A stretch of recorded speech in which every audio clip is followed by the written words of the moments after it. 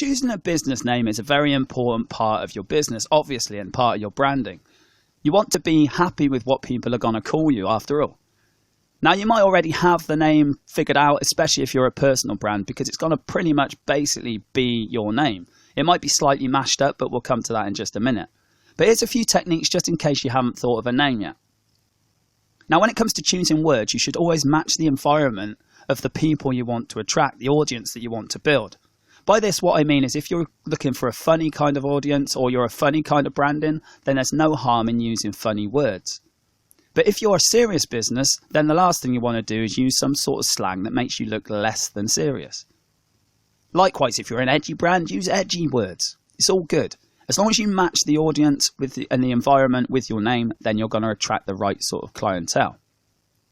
Also, in the same sort of vein, if it's a specific kind of industry that you're going into that uses its own terminology, then go ahead and use that terminology. It'll show that you know what you're talking about, and it'll show that you are actually involved within that industry or crowd. Be careful, obviously, when choosing words from a copyright kind of issue or if someone's already named their business, but a quick search online can soon fix this and make sure there's no trademarks attached to anything. Now, another way to choose a name is if you're thinking of using some sort of mascot, or maybe there's already some sort of mascot involved with the business that you're doing. If that's the case, then you can name the business after that. Good mascots can be things like vegetables, plants, animals. Think things like Firefox. Instantly recognizable, and the branding kind of does itself once it's got its name. Another way to do it is describe the product or service. So, John's Plumbing, or Security Backup Services. There's no harm in doing this. It tells them exactly what it is, and it's a very straightforward way of doing it.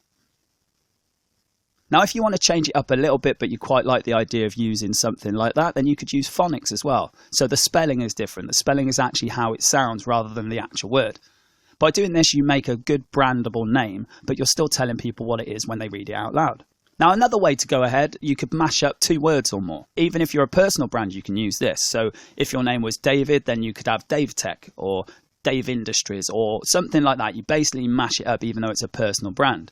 Likewise, you could mash up 2 things if you're in any other type of company as well.